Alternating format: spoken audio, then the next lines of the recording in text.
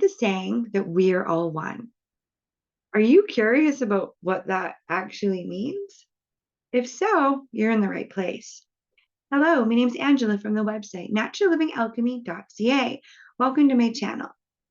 In today's video, I'm going to share with you a blueprint that actually shows not only how we are all one, but it's actually going to be laying out the entire map of creation. So let's go.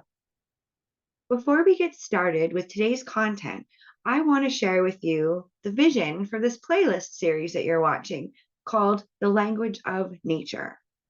So I'm going to be going over a few key pieces of wisdom and knowledge that I'm hoping is going to assist you in the next phase of your spiritual growth and awakening journey. In this first video, I'm going to be talking about the map of creation, which is the blueprint to life itself. I'm going to show you how you fit into the greater scheme of life with an introduction to cosmology. But don't worry, you don't have to be some sort of science buff to understand what I'm about to share. But I'll get to that in a moment. Then in the next video or set of videos, depending on how long it's going to take and how I actually want to break it down, I'm going to be introducing you to something called the doctrine of signatures. And that's just basically the language of nature. That is showing you how nature is in constant communication with us at all times. Just because we're not listening doesn't mean nature isn't speaking. And it said that when Source created this planet, it marked the plants with the signatures which were assigned for their purpose. In the simplest explanation, we could say a walnut looks like a brain, therefore it's good for the brain. Or if you cut a carrot and you notice that the discs of the carrot look like an eye, therefore carrots are good for the eyes. But that's just the surface. There's so much information that the plants themselves are sharing with us. Just by looking at a plant, you can actually tell what organ system it helps, just by the color or even the condition that you find the plant growing in. But more about that in that particular set of the videos in this playlist. And then after I've shared the doctrine of signatures with you, I'm actually going to be sharing a few techniques on how you can actually start communicating to plants around you, whether they be in your house or in nature. So please be sure to hit that subscribe button so that you come along on this journey with me.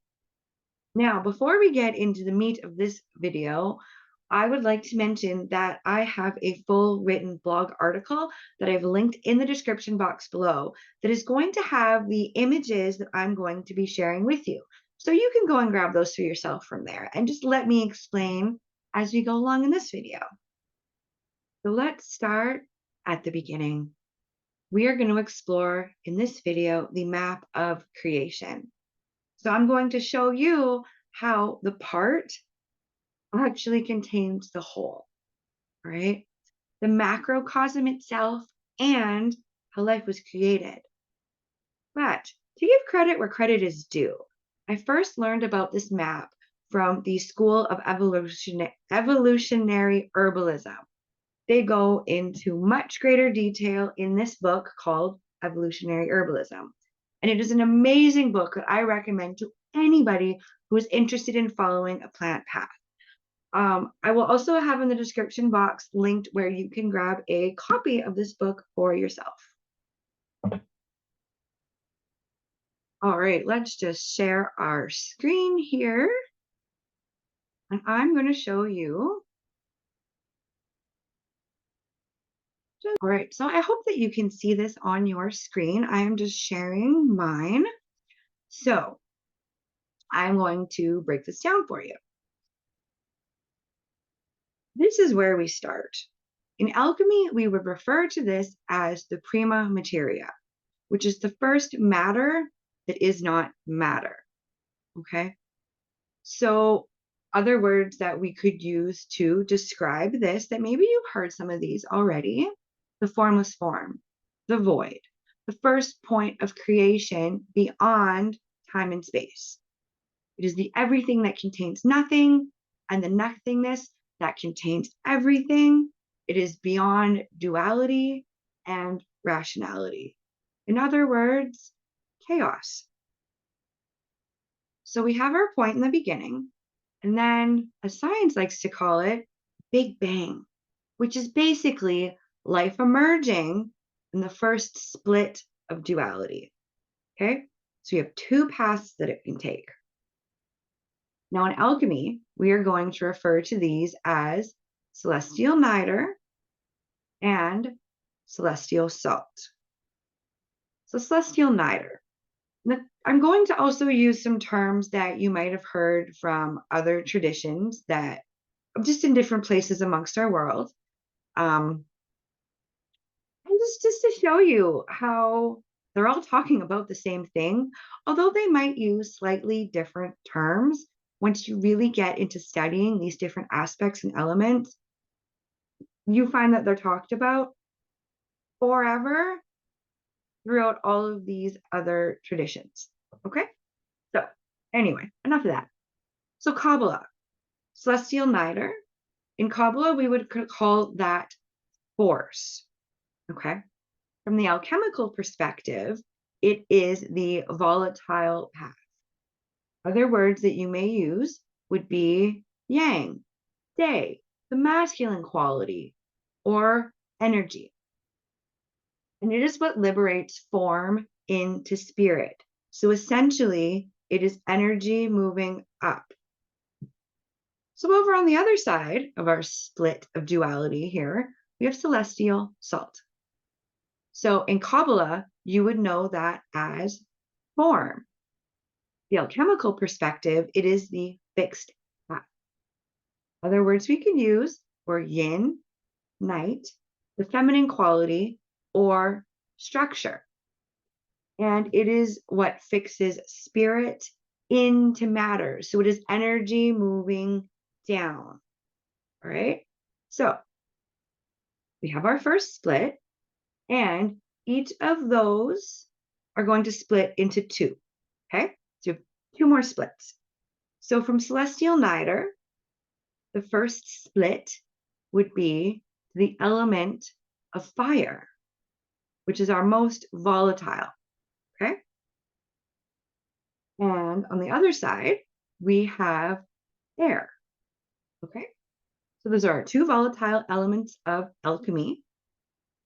And then from celestial salt, you have your two fixed elements of alchemy, which would be earth and water. Now, I'm going to show you some other things that these actually represent. We're going to start with fire. Fire is the direction of south, and it represents your intuitive body. The air represents the element of the east, and that is your intellectual body. Okay, then we have water. That is represented by the north and your emotional body. And then we have the earth, which is the direction of west and your physical body. Now, some other things that we could throw into here that you may be familiar with would be the work of Carl Jung. So, we'll start over here at earth. That would be your sensory types. Water, that would be your feeling types. Air, that would be your intellectual types. And fire would be your intuitive type. Okay, so stay with me. It might take me a minute to tie this all together. Okay, so there we have our directions of life, which is our four cardinal directions or the four seasons. So now that everything is separated, there's actually a coming back together. So earth and water rejoin to become salt. Water and air join to become mercury. And then air and fire join to become sulfur. So now these are known as the triprima, or the three philosophical principles of alchemy. Basically, it is the holy trinity of life. So we'll take salt. Now, maybe you follow Ayurveda. Salt would be the kapha dosha. It is fixed. It is the physiological level, otherwise known as body. Okay. Mercury in Ayurveda would be the vata dosha. It is mutable, and it is the psychological level, or spirit. When I say spirit in alchemy, what I mean is the universal vital force. Okay. And then air and fire have created sulfur.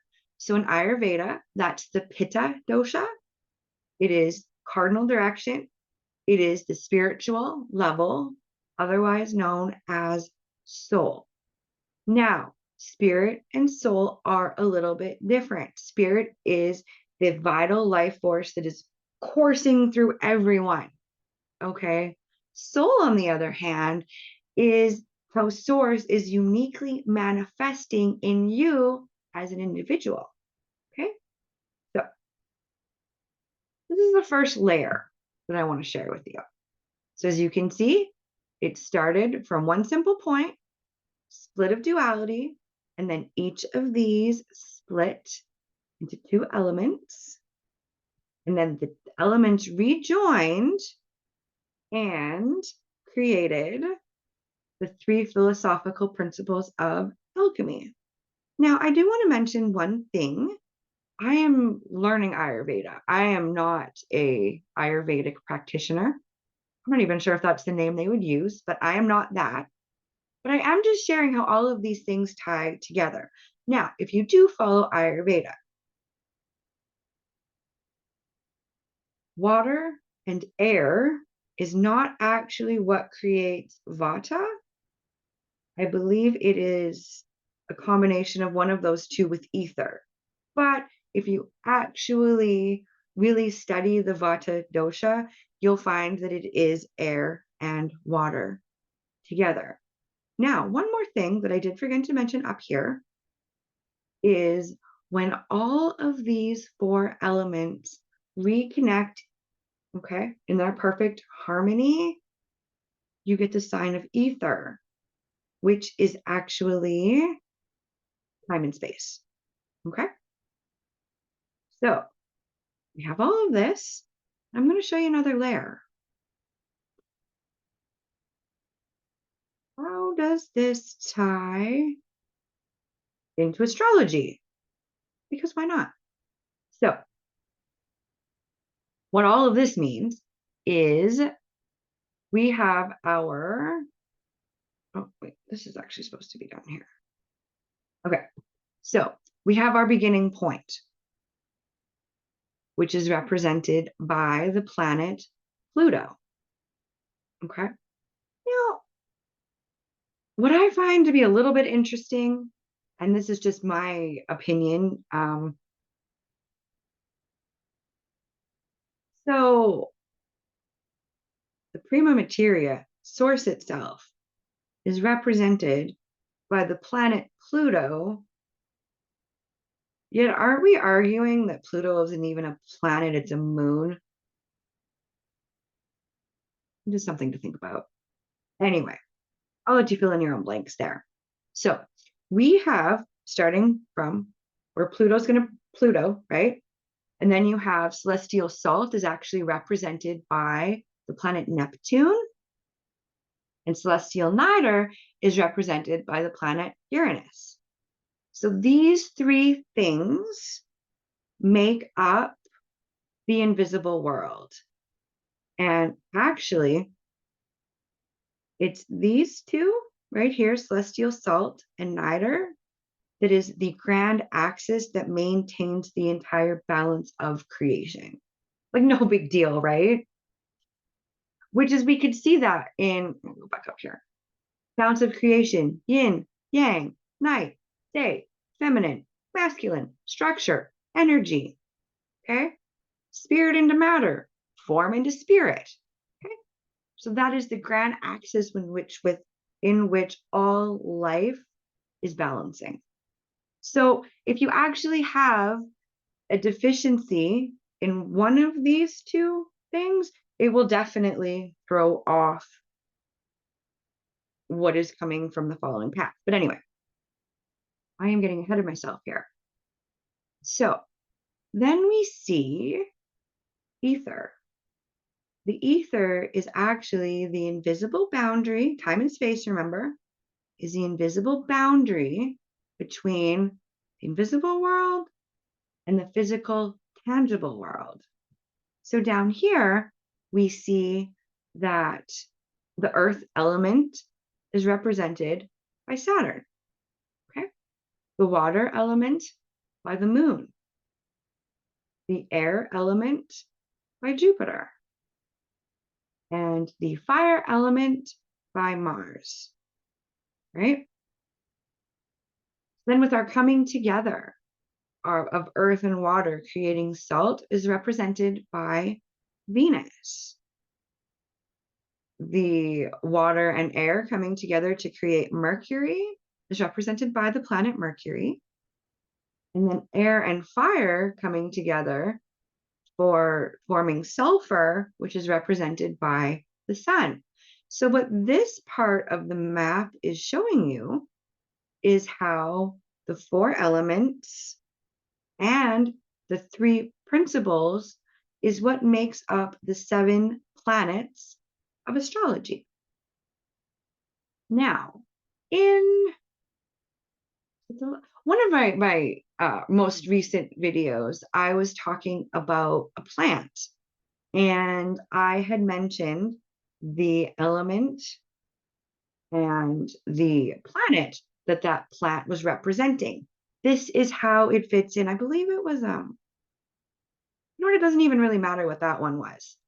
But anyway, so yeah, as you can see,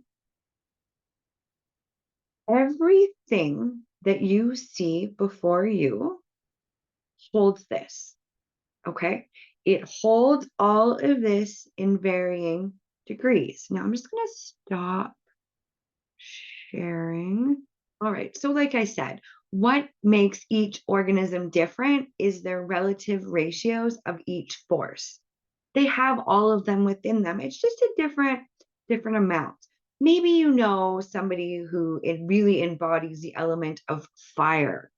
Well, that doesn't mean that they also are not embodying air, earth, and water, just maybe to a much lesser degree than the fire. Plants are no different, okay? The minerals, no different. Our animals, no different, okay? This is how we are all one. This is how we actually contain the microcosm within the macrocosm. So I am just going to leave it at that today. There was a lot of information that it felt like I went through it pretty quick. So you might have to rewatch it. I apologize if it was a little bit too fast. I kind of sometimes get excited about things and then it just all starts coming out, and I have to purposely and consciously attempt to slow it down. But anyway, as I'm going to remind you again, I do have all of this in a written blog article that I have linked in the description box below that will also have these images that I've shared with you today. So now that I've shared this map, what do you do with it? What are we going to do with that information? What do you want to do with that information? You can use it just to simply see how everything actually is connected. Maybe you'll feel called to bring this map into one of your meditations and allow your own soul, allow source, allow spirit to teach you a different part of this map that I haven't shared with you yet. Don't forget to hit that like button and share this video with anybody else who you feel might benefit from learning about this, or at least enjoy seeing how we are actually all connected. So I want to thank you for spending this time with me, and may you find peace wherever you are.